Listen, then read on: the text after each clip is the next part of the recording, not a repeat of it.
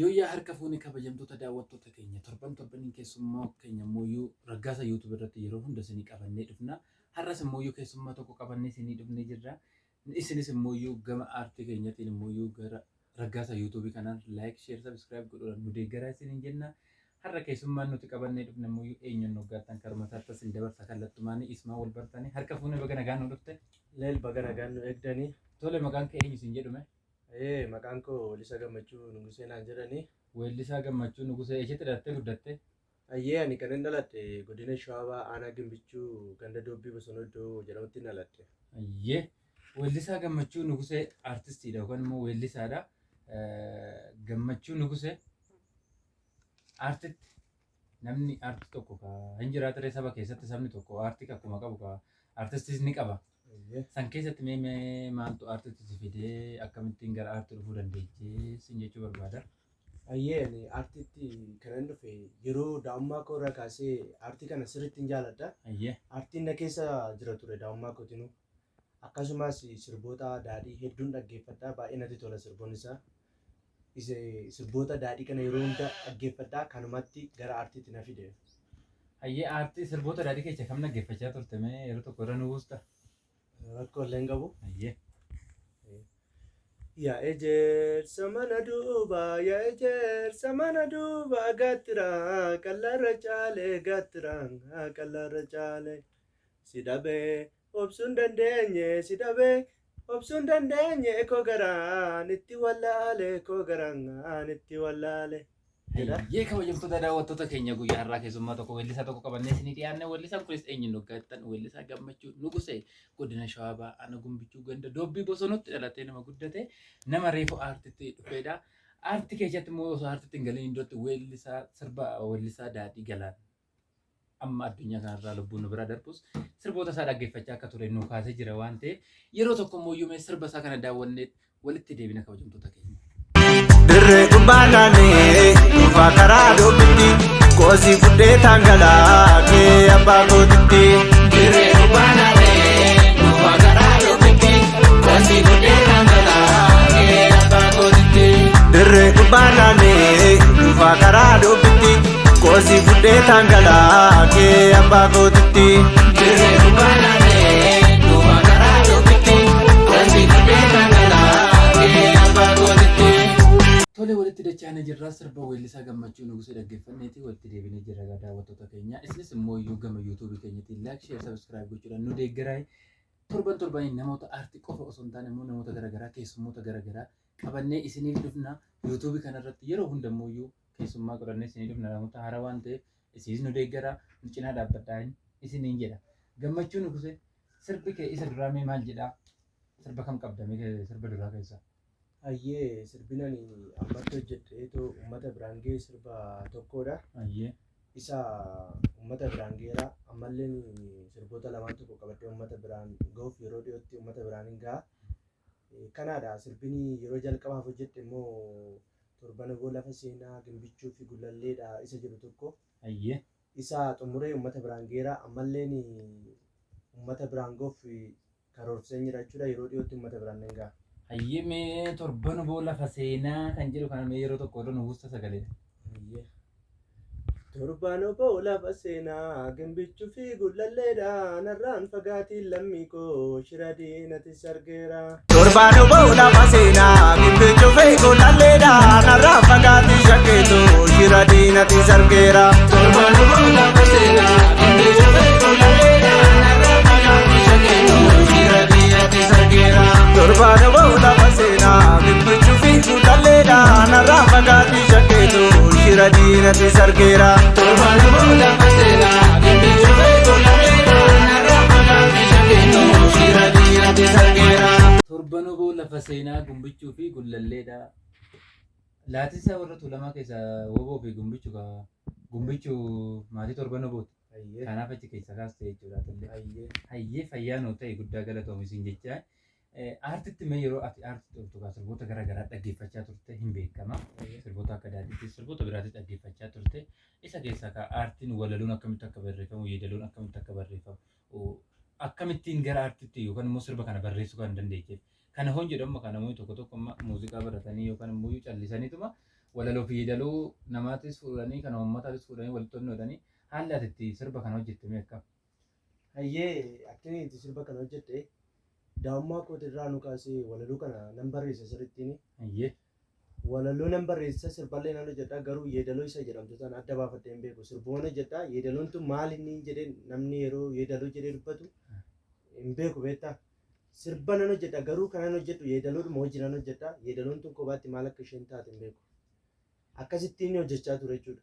Aartii kaa yeroo hunda yoo fudhanne ilaallu walaloo fi yeedaloo namni tokko walaloo yoo walaleessu yeedaloo immoo nama biraatti hojjetaaf yookaan immoo walaloo namni biraa yoo barreessuuf immoo yeedaloonis kophaatti namni biraa hojjechuu danda'a. Namni dandeettii qabu immoo walaloo fi yeedaloos immoo wal faana hojjechuu danda'a. Kana hoo jedhan kaa walaloo fi yeedaloo maal akka ta'e hin beeku namoonni tokko waan ta'eef kanumaa fayyaada kanas dhiyeessee ittaan sodaan immoo weellisaa gammachuu nugusee muudannoon ati aartii keessatti qabdu maa inni tokko yeroo ati walaloo barreessitu yookaan istiidiyoo yeroo galtu yeroo viidiyoo hojjettu yeroo kaameraan kan yeroo duraatii fi weellisaan haaraan kaameraa fuuldura dhaabbachuutis sosodaata waan ta'eef muudannoon ati mee aartii keessatti si mudate keessaa yoo jiraate irraa nu buusta yoo jiraate immoo akkasitti irra dabala. Hayyee mudannoo akkasuma baay'ee hin qabu. Hayyee. Gaafani sirba waraabsisu viidiyoo gaafa waraabsisu jechuudha. Kaameraa fuulduraa dhaabbatee nan ilaalu waanuma bakka massaara dhumaan nadhuu natti fakkaate baay'een sodaachaa ture. Garuu ergasii man saadhee mana hojjedhee kan kanarratti mudannoo biraallee hin qabu. Baay'ee fayyaadu ta'ee gara ta'uusin jechaa gammachuu nugusee sirba tokko qofa hojjette sirba kana tokko qofa akkasumas immoo sirboonni fuulduratti hojjechuudhaaf karoorfatte hin jira. Tokkicha kanarraa ammoo gatiin dadhabbii keetii akkamiin yeroo tokko fudhannee ilaallu amma warra istiidiyoo kunis warra yuutuubii kunis weellistoota keenya baay'eetti deddeebisanii kaffaltii immoo yoo ati dadhabbii dhandhamaatidha viidiyootti hojjettee sagaleetti hojjettee waan meeqa yuutuubii irra oolchitu warra yuutuubii kun siin kaffalanii namoonni baay'een mudannoo akkasii qabaniif aaranii ati immoo akkam sirba kanatti milkooftee yuutuubii waan sii kaffale qabaa booroftaan immoo sirba biraa hojjechuudhaaf karoorfattee hin jira. Hayyee ani ammaa fi durallee dubbadheeraa sirba tokko qofa kananii qilleensarra oolchee. Hayyee. Ammarreen sirboota lamaan tokko qabadhee uummata biraan ga'uuf hin jira. Innis lammii baratee biyya ijaarsa jiruu fi sirba oromummaan jiru tokko qabadhee uummata biraan yeroo dhiyootti nan ga'a. Kan kanarraa hafeeti sirboota weellistoonni lafaa dhufan akka keenya kun gaafa sirba hojjetanii warroonni yuutuubiis ta'e sirboota ni hidhu beektaa baay'inaan. Kanaaf kan ka'e garuu osoo warroonni yuutuubii kun ijoollee lafaa dhufa kana gargaaranii akka kootti jechuudha osoo gargaaranii sirriitti aartii akka jajjabeessan aartiin illee jajjabaata ture jechuudha.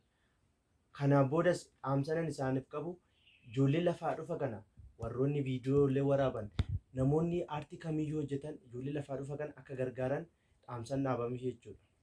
Hayyee fayyaa ta'ee kabajamtoota keenya immoo guyyaa irraa keessummaa gammachuu weellisaa gammachuu nugusee waliin jirra.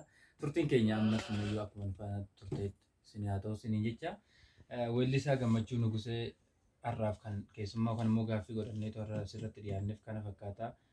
Gammachuu nugusee dhaamsas ergaas galatas namoota galateeffattu namoota ati dhaamtuufis yoo jiraate immoo carraa kanatti fayyadamtee wanni dubbachuu barbaaddu yoo jiraate carraadhuma kanas hin kennu. Hayyee dhaamsanan dhaamu akkuma dura silaa dubbadhe warroonni hojii aartii hojjetan kamuu fi uummatni Oromiyaa guutuunsaa ijoollee lafaa dhufa hojii aartii hojjetan kana duuka dhaabbatanii akka gargaaran gaafachuun barbaada jechuudha. Kanuma naa galatu. Hayyee namni ati galateeffattu hin jiru aartii kanarratti namni si deeggaree tosi cinaa dhaabbatee warroon akkasii kan nama abbaa qabeenyiitis ispoonsarasii ta'uu danda'a qophii garaagaraa qopheeffachuu dandeecha warroon akkasii sun kaa namoonni nama deddeeggaran kaa carraa kanatti fayyadamanii wanni ati namni ati galateeffattu soo jiraate. Hayyee namoonni galateeffatu namoonni hojii aartii kana yeroo hojjettu na duuka dhaabbatan hunda isaaniiyyuu nan galateeffadha. Garuu akka aana keenya kanatti hojii aartii kana jajjabeessuu irratti laafummaa qabu. Uummanni biyya kanaa baay'ee gadaantummaa mul'isu hojii aartii kana jajjabeessuu irratti. Garuu aartiin maal akka qabdu aartiin uummataaf kan hojjetamu dhuunfaa ofiitiif osoo hin taane biyya ofiitiif kan hojjetamu waan ta'eef uummanni kamuu uummanni Oromoo martuu ijoollee lafaa dhufa kanallee ta'e warroota aartii hojjetan osoo jajjabeessanii osoo duuka dhaabbatanii baay'ee natti tola dhugaaf taanaan jechuudha. Kanuma dhaamsinanii qabu. Hayyee fayyaa ta'ee galatoomaa jechaa weellisaa gammachuu nugusee lammii barattuu biyya isaa ijaara kan jedhu sirba lammaffaa qabatee nu dhufaa jira. Yeroo dhiyaatu immoo akka nu biraan geessus abdii qabna. Nus immoo isin innas hin jedha. Kana taasisuudhaan immoo sagantaa keenya xumurarra geenye jirra waan ta'eef kabajamtoota daawwattoota keenya gara YouTube Raggaasaa Lammaatiin nu hordofuu keessaniif guddaa galatooma jecha. YouTube Raggaasaa Lammaa kanas immoo like, share, subscribe gochuu hin dagatina. Torbaniin immoo keessummaa qabannee isiniif dhufna. Hanqina yookaan immoo rakkoo qabanne yoo dogongorres immoo nu of galchaa nu barsiifadhaa ofitti nu qabadhaa isiniin jenna. Waan gorsa qabdanii soggaa jiraatan immoo dhaamsa soo qabattan immoo gara YouTube Raggaasaa kanaan nu hordoftanii waan barbaaddan waliin haasa'uu yookaan waliin hojjechuu hin dandeenya waan ta'eef guyyaa irraa kana immoo asumarratti xumura sagantaa keenya fayyaanotaa horaa bulaa galatooma isiniin jedha. Torbaan booda maseenaa kee kulaallee dabareedhaan nu maliimu mala wallaallee. Torbaan booda maseenaa kee kulaallee dabareedhaan nu maliimu mala wallaallee. Torbaan booda maseenaa kee kulaallee dabareedhaan nu maliimu mala wallaallee. Torbaan booda maseenaa kee kulaallee dabareedhaan nu maliimu mala wallaallee. Dhufaa bunaa buqqisanii kee kulaallee nuusaa cinuu hanqisanii. Karra kalitti dhufanii amma bishooftuu dhufanii sodaree fi ritti baanii baay'ee akeekkatan jarri cokorsa jiidha mareeta shira diinatti sarkeetan jaarsa kan kenne malaanii jaarsa sidanii galanii torbaan ba'uudha baseenaa kee kulaallee dabareedhaan nu maliimu malas wallaallee.